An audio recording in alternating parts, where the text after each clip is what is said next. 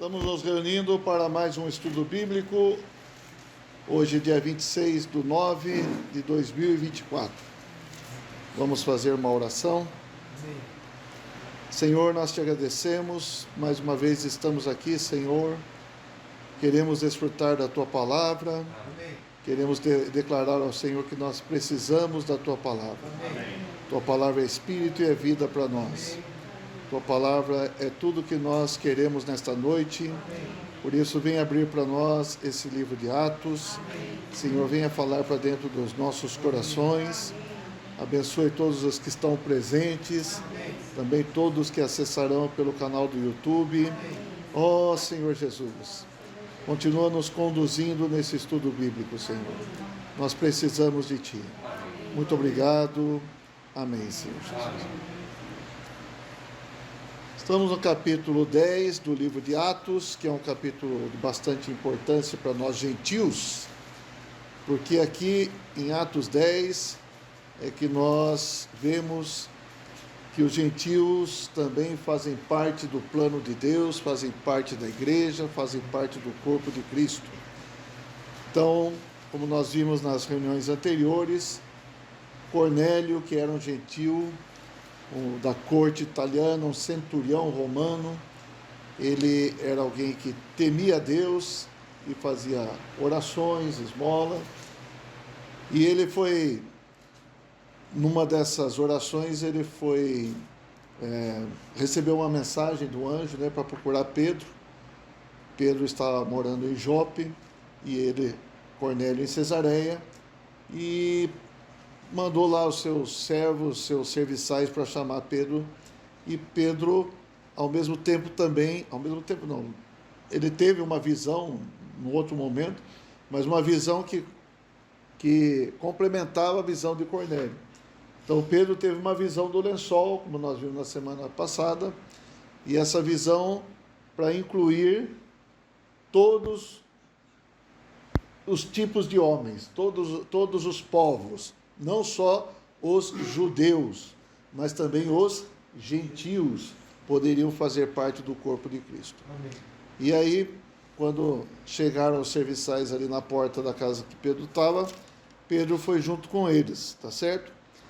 E chegando lá na casa de Cornélio, Cornélio tinha preparado uma reunião, chamado seus familiares, seus amigos, e no versículo 33, então, capítulo 10, versículo 33, ele fala o seguinte: portanto, sem demora, mandei chamar-te e fizeste bem em vir. Então, Cornélio mandou chamar o Pedro, e o Pedro fez bem em ir até a casa do Cornélio. Agora, pois, estamos todos aqui, na presença de Deus, prontos para ouvir tudo o que te foi ordenado da parte do Senhor. E agora, então, Pedro entrou na casa do Cornélio, uma casa de gentios, o que não é comum para um judeu se relacionar com gentios, mas de acordo com a visão que ele recebeu, ele está avançando. E a primeira coisa que ele fala aqui no versículo 34, muito importante, então falou Pedro dizendo: reconheço por verdade que Deus não faz acepção de pessoas. Deus não faz distinção de pessoas. Deus não faz diferença. Isso, em princípio, parece que está lá em Deuteronômio, Eu queria ler um versículo em Deuteronômio capítulo 10. Lá na Torá, nos escritos de Moisés, no 5º livro de Moisés, Deuteronômio capítulo 10, versículo 17 a 19.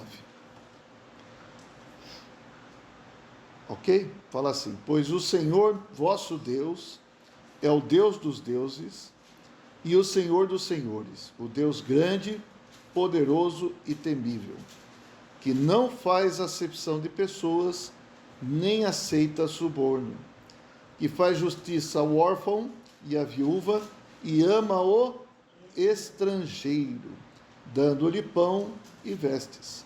Amai, pois, o estrangeiro, porque fostes estrangeiros na terra do Egito. Então, como eu disse anteriormente, os judeus eram bastante racistas, né, podemos falar assim, porque eles supervalorizavam os judeus e subestimavam, desprezavam os demais povos que não eram judeus. Mas o Senhor, ele, aqui fala de estrangeiros nesse versículo que nós lemos.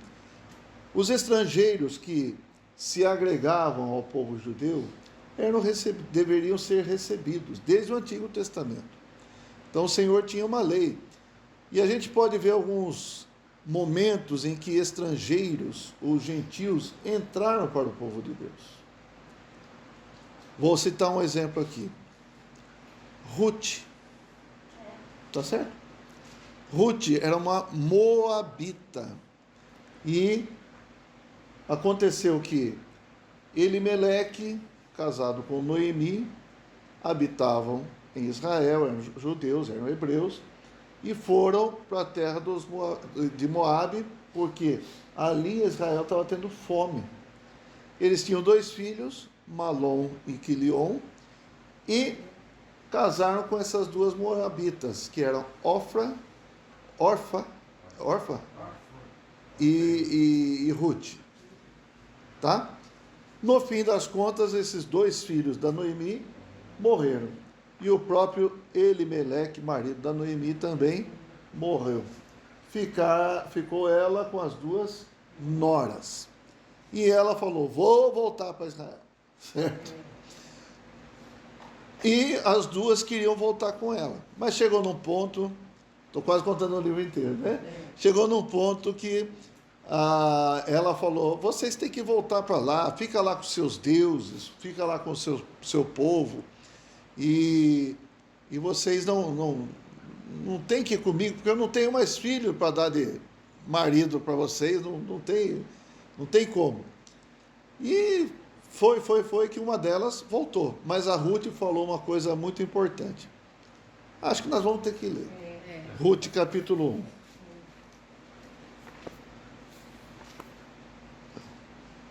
É muito bacana esse livro de Ruth, viu?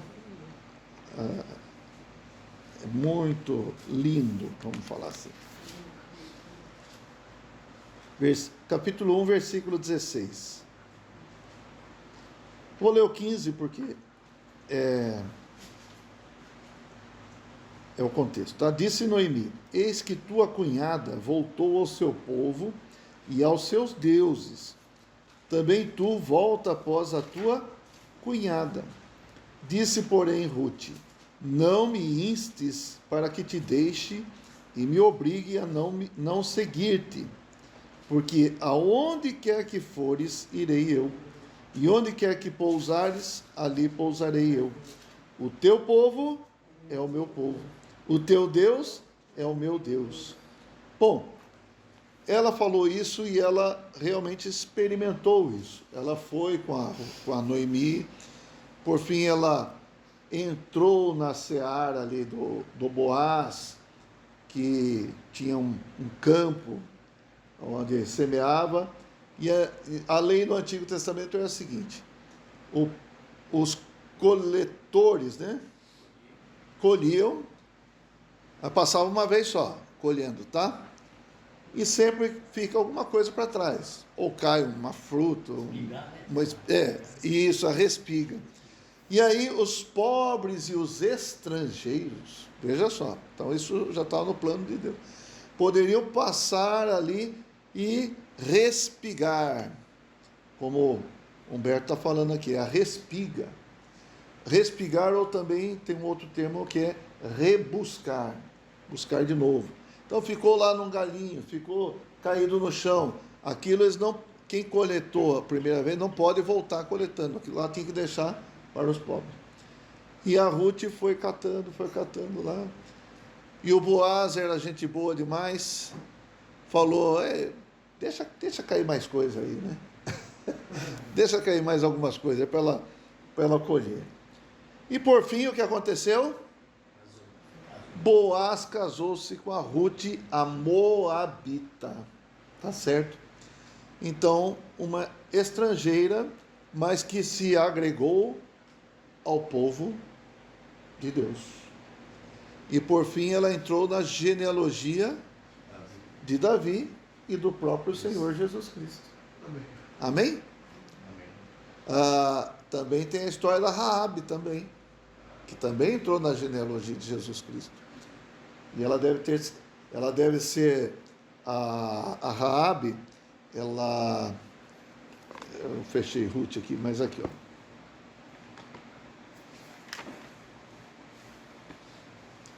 Ó Senhor Jesus.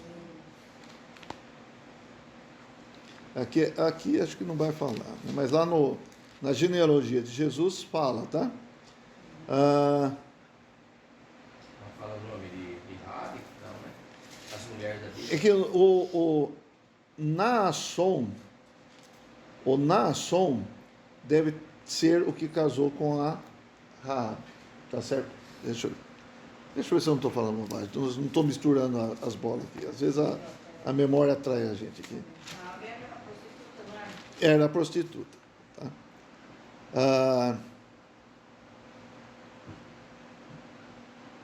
Não, Salmão. Eu falei Naasson. Naasson era o pai de Salmão. Salmão gerou de Raabe a Boaz.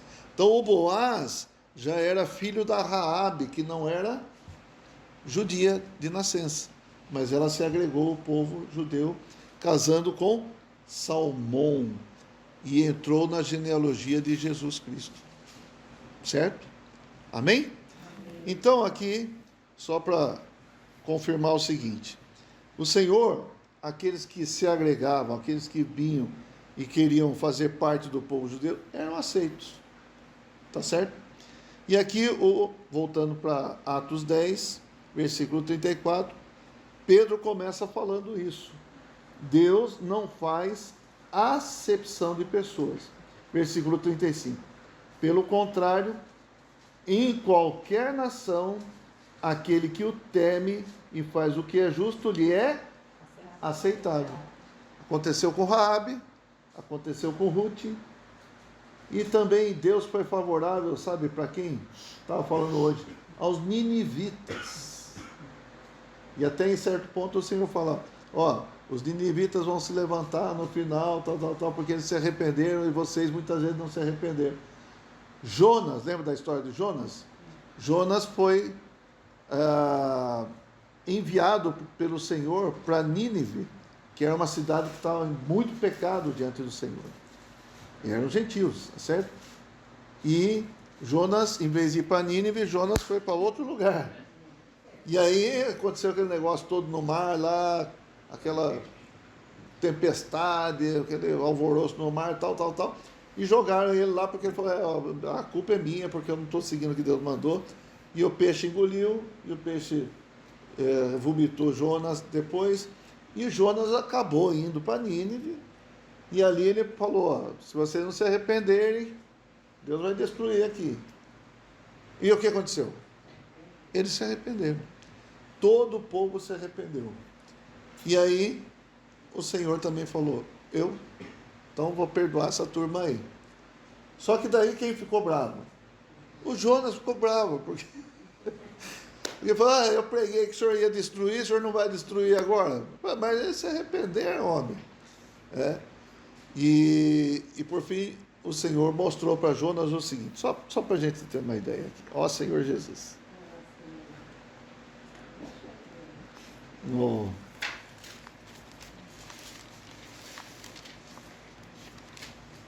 Jonas, capítulo 3. Versículo 5 fala assim: os ninivitas creram em Deus e proclamaram jejum, e vestiram-se de panos de saco, desde o maior até o menor. Chegou esta notícia ao rei de Nínive, ele se levantou do seu trono, tirou de si as vestes reais, cobriu-se de pano de saco e assentou-se sobre cinza. Enfim, todos se arrependeram. Versículo 10. Viu Deus o que fizeram, como se converteram do seu mau caminho, e Deus se arrependeu do mal que tinha dito lhes faria, e não fez. Aí capítulo 4, versículo 6. Então fez 4:1. Com isso desgostou-se Jonas extremamente e ficou irado. E orou ao Senhor e disse: Ah, Senhor, não foi isso que eu disse, estando na minha terra? Por isso me adiantei fugindo para Tarsis, pois sabia que és Deus clemente e misericordioso, e tardio em irar-se, e grande em benignidade, e que te arrependes do mal. Por isso acho que é melhor morrer do que viver. Aí o versículo 6 em diante fala que o Senhor fez nascer uma planta, porque o Jonas ficou ali deprimido e tal. Aí essa planta fez sombra sobre a cabeça do Jonas, mas no dia seguinte a planta morreu, que o Senhor enviou um verme.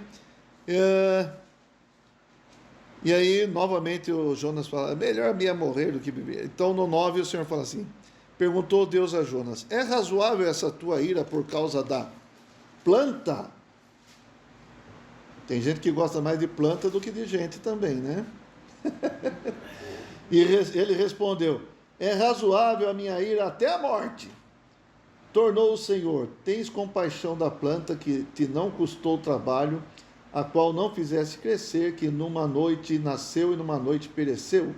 E não hei de eu ter compaixão da grande cidade de Nínive, em que há mais de 120.000 pessoas, que não sabem discernir entre a mão direita e a mão esquerda, e também muitos animais? Até de animais o Senhor falou aqui. Então veja, o Senhor não faz acepção de pessoas, pelo contrário, voltando aqui para Atos 10, em qualquer nação, aquele que o teme e faz o que é justo lhe é aceitável. Amém? Então, aí o Pedro continua, 10:36. Esta é a palavra que Deus enviou aos filhos de Israel, anunciando-lhes o evangelho da paz, por meio de Jesus Cristo. Este é o Senhor de todos. Amém. Então aqui fala do evangelho da paz. Eu acho que vale a pena a gente ler.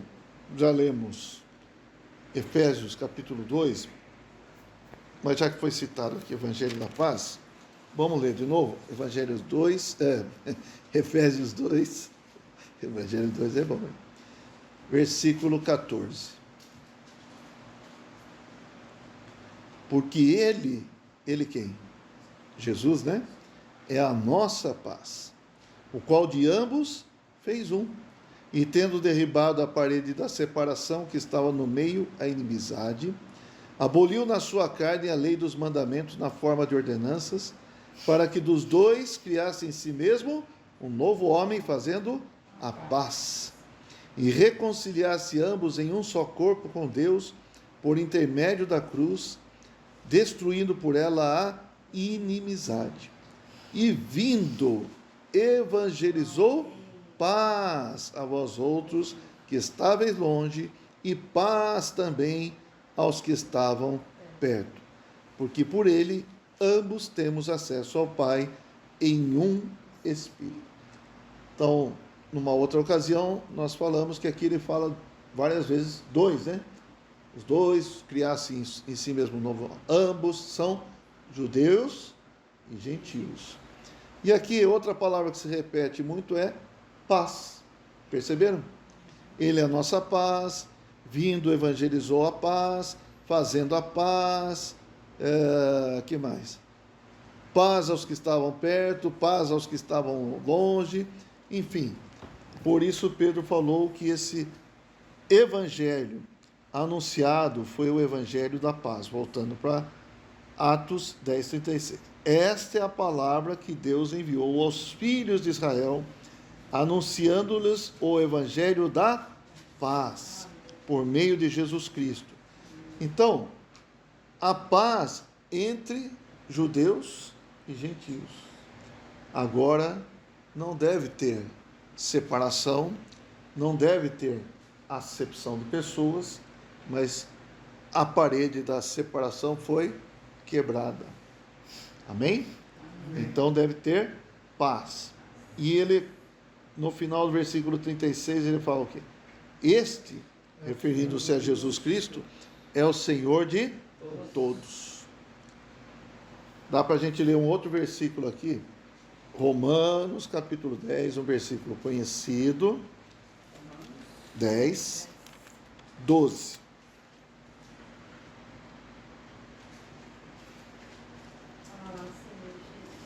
Vamos ler juntos? Pois não há distinção entre judeu e grego, uma vez que o mesmo é o Senhor de todos, rico para com todos os que o invocam. Então, você invoca o Senhor, você é judeu ou é gentil? Ele é rico. Se você for judeu, ele é rico para você. Se você for gentil, ele é rico para você. E ele é o Senhor de todos, sendo rico para dispensar suas riquezas para todos. E o começo do versículo fala: não há distinção entre judeu e grego. Então Paulo também, em alguns momentos, ele reforça essa questão de que não há distinção mais entre judeus e gregos.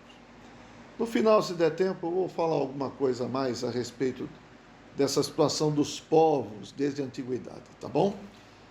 Bom, vamos lá. Voltando aqui. Essa paz, irmãos, na verdade, na história da humanidade, aonde chega o Evangelho, a palavra do Senhor, e é recebida, a paz é instalada. Temos relatos, por exemplo, de problemas entre raças na África, mas chegou o Evangelho ali, e aí aquelas que eram adversários, entre si, rivais, de se matar mesmo, de fazer genocídio mesmo, se reunir junto. Não digo todo o povo, mas aqueles que se converteram, reúnem juntos sem problema nenhum. Isso é a paz. Esse é o Evangelho da paz, né? Aleluia. Então, o Evangelho tem essa capacidade de promover a paz entre os homens. Amém? Amém. Estamos em paz, senhor Humberto?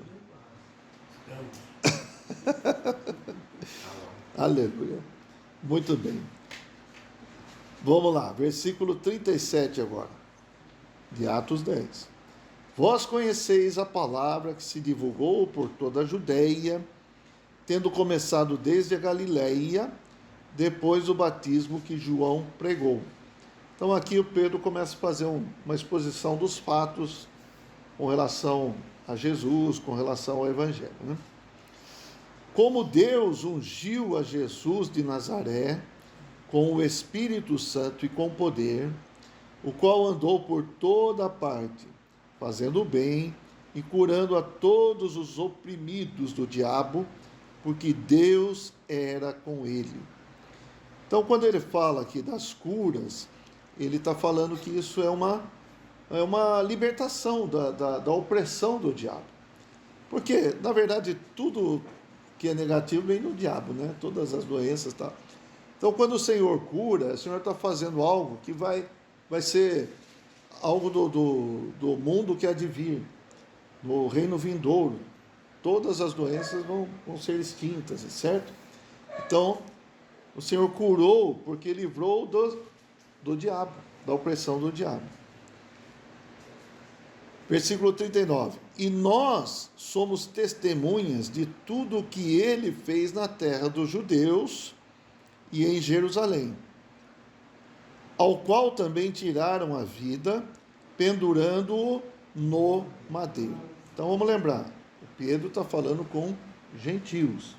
Aí ele está expondo o que aconteceu na terra dos judeus. Começou com os judeus, tal, mas agora estava chegando até eles. Versículo 40.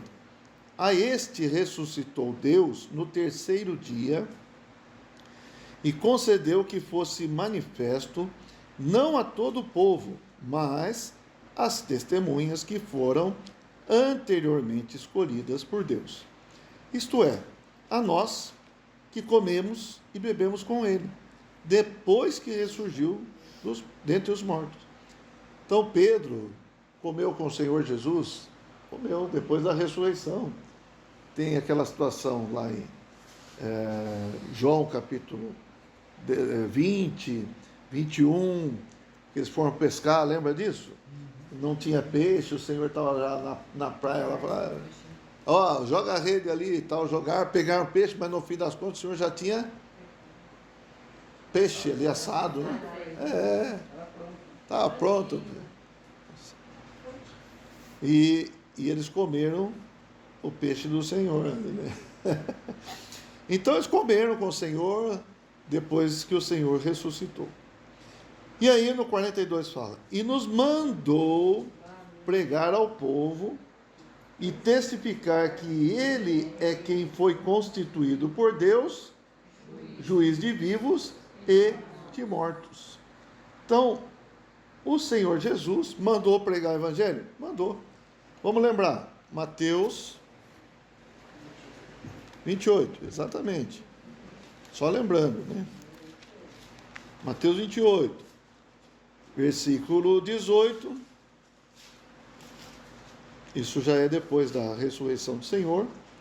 Jesus, aproximando-se, falou-lhes, dizendo: toda a autoridade me foi dada no céu e na terra. Ide, portanto, fazei discípulos de todas as nações, batizando-os em nome do Pai, do Filho e do Espírito Santo, e ensinando-os a guardar todas as coisas que vos tenho ordenado, e eis que estou convosco todos os dias, até a consumação do século.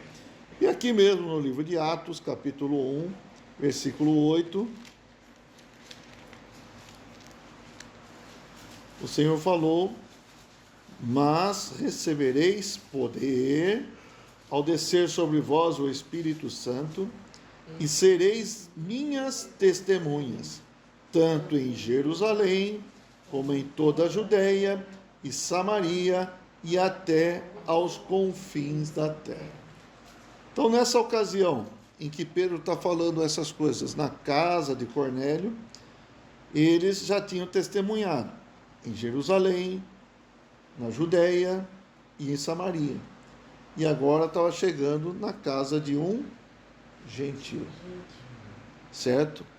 Para, a partir daí, alcançar toda a terra. Não ficar confinado ali aos judeus, tá certo? Amém.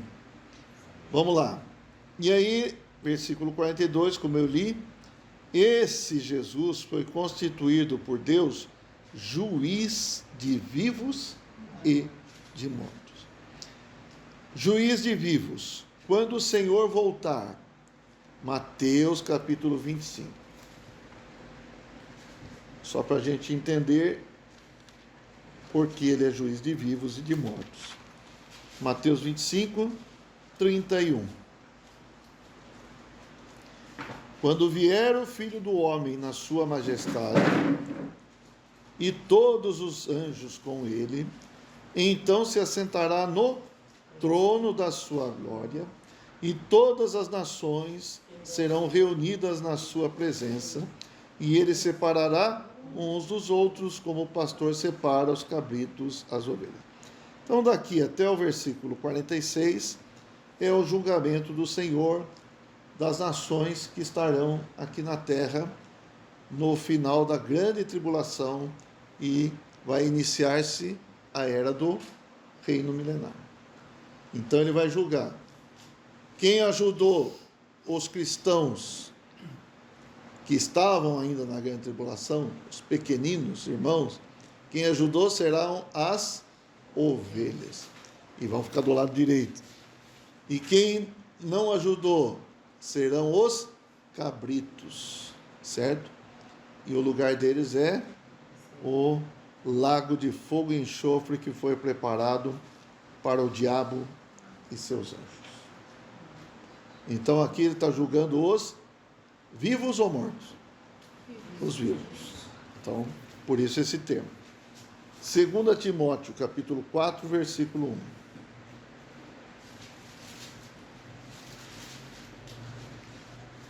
Segunda Timóteo 4, 1. Aqui está referindo a Jesus novamente, como aquele que há de julgar vivos e mortos. Conjuro-te perante Deus e Cristo Jesus, que há de julgar vivos e mortos, pela sua manifestação e pelo seu reino. Então agora vamos para Apocalipse, capítulo 20.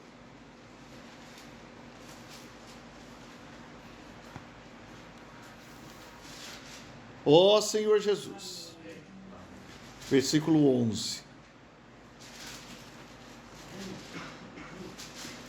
Isso aqui vai acontecer no final dos 1000 anos. Então é o julgamento do trono branco. Vi um grande trono branco e aquele que nele se assenta, de cuja presença fugiram a terra e o céu, e não se achou lugar para eles. Vi também os mortos, os grandes e os pequenos, postos em pé diante do trono. Então se abriram livros, e ainda outro livro, o livro da vida, foi aberto. E os mortos foram julgados segundo as suas obras, conforme o que se achava escrito nos livros. Aí os irmãos podem ler até o versículo 15, mas acho que é o suficiente, né, para a gente entender esse termo que Pedro usou. Jesus é aquele que vai julgar vivos e mortos. Amém? Amém. Ó Senhor Jesus. Voltando para Atos 10, 43. Dele todos os profetas dão testemunho de que por meio de seu nome todo aquele que nele crê recebe remissão de pecados. Aqui é importante a gente perceber uma coisa. O Cornélio orava, era temente a Deus, fazia esmolas, tudo mais. Ele já tinha recebido o perdão dos pecados? Sim ou não? Ainda não. E ele era um pecador também ou não? Sim. Então, aqui o Pedro está falando, dando uma declaração. Todo aquele que nele crê, recebe remissão de pecados. Então, não é só uma questão de ser boa pessoa. Eu preciso crer. Crer. Quando eu creio no Senhor, eu sou iluminado. Não é? De que eu sou o quê? Um pecador. Eu me arrependo e eu recebo perdão dos pecados, a remissão de pecados. Então, aí olha, 44, isso é significativo.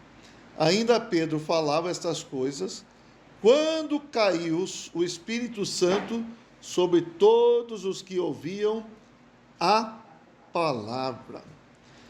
Irmãos, a gente tem que crer na palavra. A palavra traz o Espírito Santo. A palavra traz a luz do Espírito, nos leva a nos arrepender, nos leva a crer no Senhor, e crer é receber. Então a gente tem que tomar essa questão do crer, de acordo com a Bíblia, é receber. Eu creio no Senhor, eu recebo o Senhor. Eu creio na palavra, eu recebo a palavra. Certo? Então aqui, caiu sobre eles o Espírito Santo, por quê? Porque eles creram.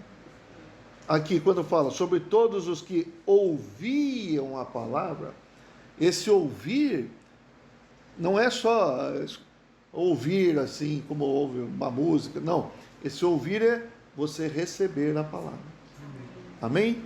Então, a palavra de Deus traz o Espírito para mim, traz o Espírito para nós.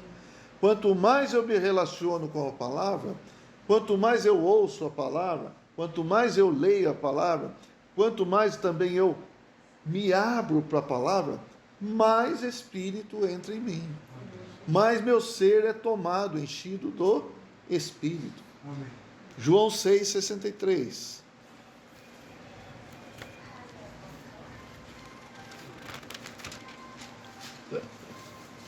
João 6,63 fala o seguinte: O Espírito é o que dá vida, ou o que vivifica. A carne para nada aproveita. As palavras que eu vos tenho dito são Espírito e são vida. Quando nós ouvimos a palavra do Senhor, o que é trazido para nós? Espírito e vida.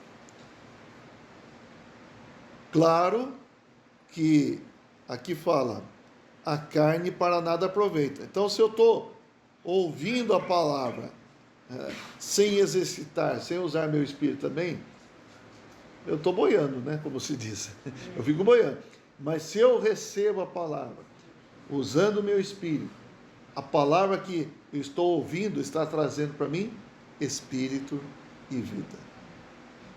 É importante a palavra de Deus ou não? De suma importância. Vamos ver o que Pedro mesmo falou? 1 Pedro capítulo 1.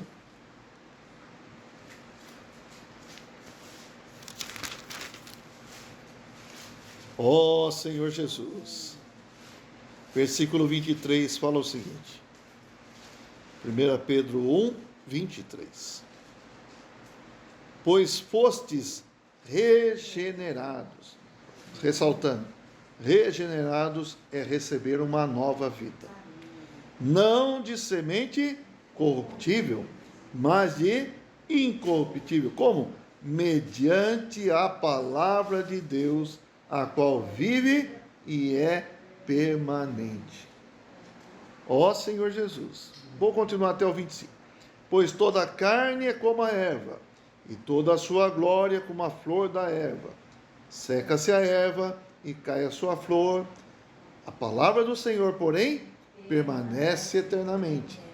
Ora, esta é a palavra que vos foi evangelizada. As boas novas. A palavra que foi falada para nós. Então, essa palavra traz a semente uma semente incorruptível. Essa palavra traz a vida de Deus para nós. Amém? E vou acrescentar mais um versículo. Romanos capítulo 1, versículo 16. Nós falamos sobre ele alguns dias atrás na Pareb, né? 1, 16.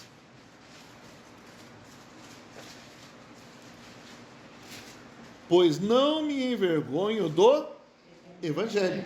O que é o Evangelho? É a mensagem, é a palavra de Deus. São as boas novas.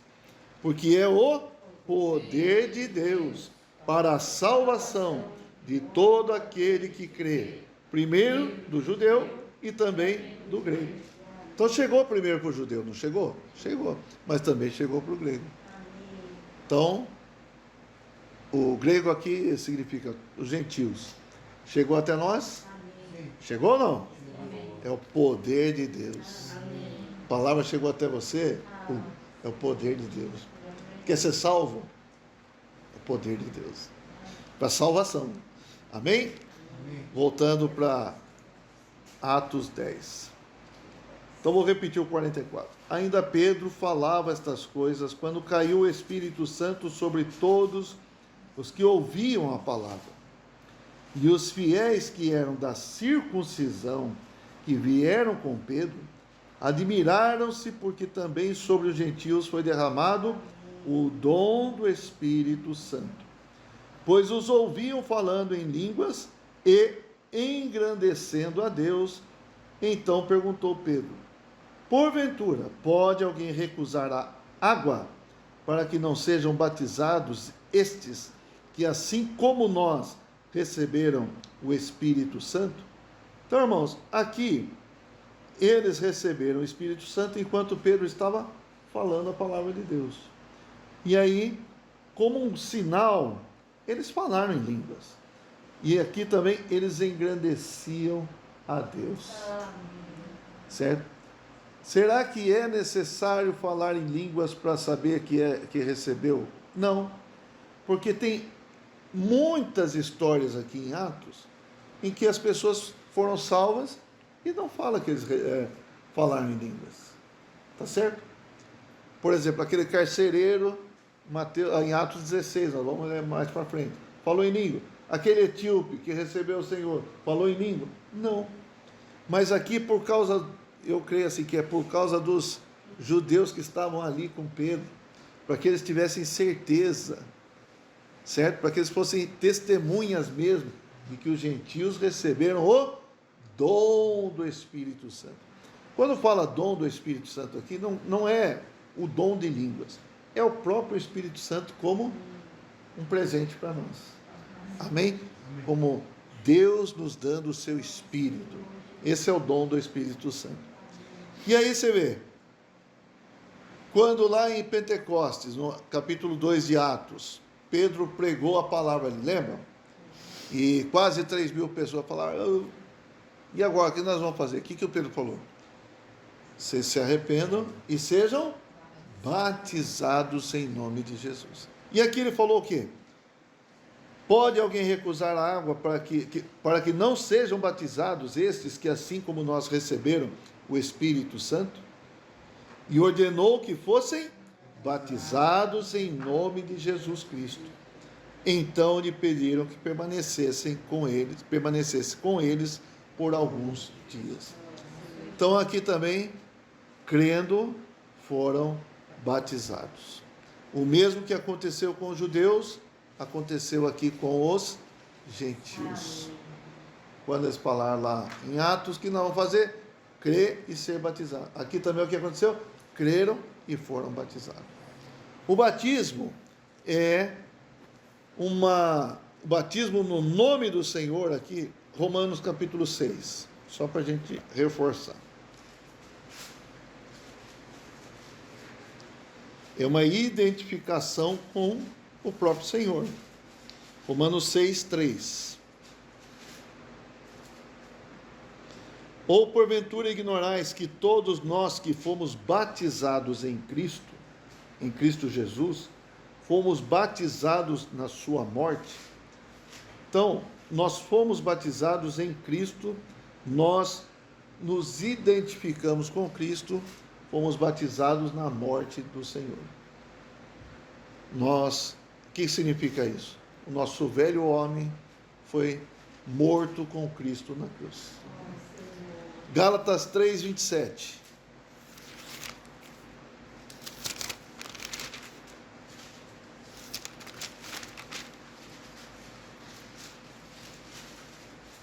Gálatas 3, 27. Porque todos quantos fostes batizados em Cristo, de Cristo vos revestistes. Vocês foram colocados em Cristo. Vocês foram identificados com Cristo. Então, quando aqui Pedro fala de ser batizado, é de ser totalmente identificado com Cristo. Agora sai de uma entidade que é o mundo e entra no reino, entra em Cristo. Amém? Ó Senhor Jesus. E aí eles pediram que Pedro ficasse ali alguns dias com eles. Amém, irmãos? Amém. Então essa é a obra do Senhor, esses são os atos dos apóstolos. Agora essa palavra chegou até os gentios. Amém. Essa palavra chegou até nós. E nós fazemos parte do corpo de Cristo. Amém. Nós recebemos o evangelho da paz. Paz com todos os homens, amém, com todos os povos. Na igreja nós devemos ter paz com todos, não fazer acepção de pessoas. Tem negro? Não. Tem branco? Não tem. Tem rico? Não tem. Tem pobre? Não tem. Tem culto? Não tem. Tem ignorante? Não tem. Tem drogado? Hã? Tem drogado? Tem drogado? Não tem. Tem. Então, agora todos nós que nos revestimos de Cristo, somos um em Cristo. Amém? Amém? Ó Senhor Jesus. Aleluia. Bom, então terminamos o capítulo 10 de Atos. Só vou fazer um relato aqui dessa questão, dessa coisa que aconteceu na história da humanidade, de por que houve essa questão do povo judeu e os não judeus. Os irmãos estão claros disso? Estão claros? Só vou falar rapidamente então. Todos nós viemos de um casal, não foi? Original, qualquer. Adão e Eva. Tá. Algum problema aí? Não. Todo filho de Adão e Eva, não é? Não era para ter problema nenhum. Só que o homem caiu. O problema começou. O homem saiu do jardim do Éden, foi expulso, na verdade. E logo de cara teve problema lá com Caim e Abel. Não teve? Caim fez oferta que Deus não aceitou. Abel fez oferta que aceitou, Deus aceitou. Caim teve problema com Abel, inveja, em ciúme, sei lá o quê. E aí acabou matando Abel. Você veja que a primeira morte da história não foi nem por coisas seculares, né? Foi por uma questão de adoração a Deus, de servir a Deus, de ofertar a Deus. Complicado, né? Mas isso aconteceu. Então, estava todo mundo junto, não estava? Estava. Era tudo filho de Adão e Eva. Mas aí o Caim teve esse problema, matou, ele saiu, né? Falando rápido, ele saiu da presença de Deus e foi viver uma vida sem Deus. Percebe que aí então, depois tem um relato assim que quando nasceu o filho de Sete, daí se começou a invocar o nome do Senhor. Os descendentes de Caim, será que invocavam o nome do Senhor? Não. Então você veja, começou já a haver uma divisão aí de conduta com relação a Deus. Chega na época do Noé, o que acontece? Acontece uma relação entre anjos caídos e as mulheres, e geram gigantes. É uma raça híbrida, certo? É uma raça pura? Não. Como é que pode estar ali misturado com os homens esse tipo de seres? Então Deus veio e julgou aquela geração. Dali saiu então uma família só, né? Noé e seus filhos. Novo começo. Logo depois que Noé sai da arca, seus filhos tal, começam a multiplicar, etc e tal. Logo depois, um dos descendentes de Noé, chamado Nimrod, faz o quê? Ele quer edificar o seu próprio reino. Ele mesmo quer ser exaltado. Então, está falando do seu reino ali. E ele edifica a torre de Babel. Essa torre é uma edificação de oposição ou de afronta a Deus. É um sinal de rebelião. Não queremos Deus. Pode ver que eles falam o quê? Vamos tornar célebre o nosso próprio nome. E nós não queremos ser espalhados pela terra. Mas o Senhor tinha falado o quê? Encher a terra. Não foi isso? Mas eles queriam ter o seu reino ali e fazer uma torre cujo topo chega até o céu. Então houve o julgamento e os povos se espalharam. Esses povos todos que se espalharam, aí começaram também a criar seus próprios deuses. Ok? Eu acho que até mesmo com a questão dos anjos caídos também, porque houve novamente alguma relação entre anjos caídos e as mulheres, tanto que houve gigantes também depois. Os nefilins, os enaquins, os zinzinzinzins, né? da vida aí. Inclusive tem a história do Golias contra o Davi, tá certo? Então, acredito que toda essa influência, toda essa coisa instigada por Satanás, certamente, fez com que eles levantassem ídolos. Então, cada um estava adorando os seus ídolos. Por trás dos ídolos estão os demônios. As forças espirituais do mal estão por trás dos ídolos. Certo? E aí? E o plano de Deus, como é que fica? Aí Deus chamou uma pessoa. Quem foi? Abraão. Abraão também estava lá em terra de ídolo. Também estava. Lá em Ur dos Caldeus. Segundo a história, o Terá, o Tera, era um fabricante de ídolos. Certo? Ganhava dinheiro com isso. Mas o Senhor falou para Abraão o quê? Sai da tua terra, sai da tua parentela, vai para uma terra que eu vou te mostrar. Então, só para entender, Deus teve que separar uma pessoa e ter um novo início com uma pessoa que conhecesse quem? Que se relacionasse com quem? O Deus vivo e verdadeiro. Então Abraão deixou tudo aquilo lá e teve um novo começo com Deus. Ele invocava o nome de Deus. Ele fazia tenda, invocava o nome do Senhor, armava um altar, tudo para o Senhor. Então, naquela situação, quem é que estava adorando a Deus? Quem é que estava se relacionando?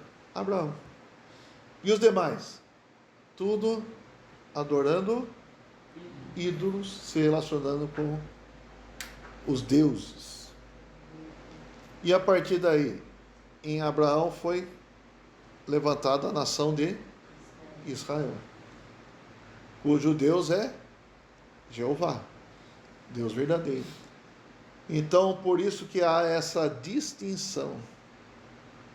Os pagãos, que não adoram o Deus verdadeiro, e o povo judeu, que foi levado a conhecer e adorar o Deus verdadeiro.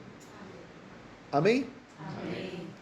Mas mesmo assim, aqueles que, mesmo estrangeiros, como nós já falamos, né? Se agregassem ao Deus verdadeiro, Deus aceitava ou não? Aceitava. Amém? Amém. Então, veja só como que o inimigo é sujo, é sutil, e como muitos deixaram o Senhor e foram após os seus deuses, né? É o que fala. Mas o Senhor tem um plano. Todos aqueles que ouvirem o seu chamado são aceitos por Ele. Nós, gentios, também fomos aceitos por Ele. Então chegou nessa época o Senhor Jesus, crer no Senhor Jesus e será salvo tu e tua casa. É crer, como diz João 3,16, né? Porque Deus amou o mundo de tal maneira que deu o seu Filho unigênito para que todo que nele crê não pereça, mas tenha a vida eterna. Então, irmãos, todo que crê no Senhor Jesus recebe a vida eterna. Então, a porta da salvação foi aberta a todos nós. E aqui na casa de Cornélio é que nós entramos no corpo de Cristo. A porta foi aberta para nós também. Amém, irmãos? Amém. Aleluia. Então, paramos por aqui e semana que vem, se Deus quiser, nós daremos continuidade com o capítulo 11. Amém? Jesus, eu sei.